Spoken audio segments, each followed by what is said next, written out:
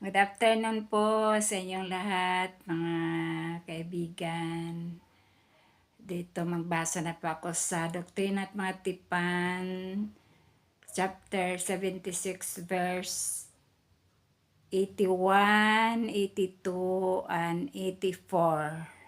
Sinabi niya dito, at muli aming nakita ang kaluwalhatian ng telestial, na ang kaluwalhatian ay mas mababa maging gaya ng kaluwalhatian ng mga bituin, ay naiiba sa kaluwalhatian ng buwan sa kalangitan.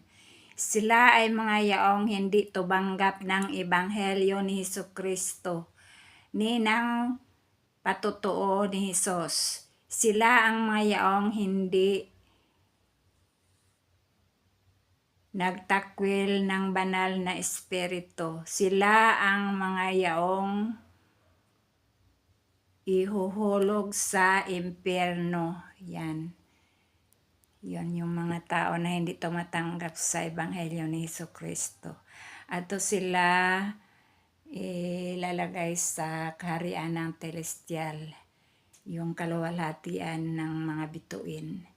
So napakadilim po dito. Sila po yung mga taong hindi tumatanggap ng Ebanghelyo. Sila ang mayaong ihulog sa impyerno. So yun po ang nababasa ko ngayon. So alam ko po na totoo itong salita ng Diyos at alam ko na yung mga binahagi ko sa inyo ay totoo. Kaya sinishare ko po ito sa inyo at para po malaman po ninyo kung saan po tayo patutungo sa huling araw, yung huling araw ng Panginoon. At kailangan po tayo na tumanggap po tayo ng Ebanghelyo ni Hesukristo.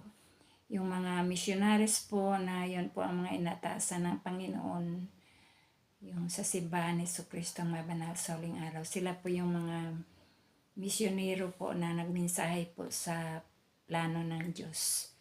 Kaya kailangan po tayo tumanggap po ng Ebanghelyo ni Hesukristo at magpabinyag po sa totoong simbahan ni Hesukristo. Ang lahat na ito ay naiwan ko po sa inyo sa malakmalan ni Kristo. Amen. Bye-bye. I love you po all.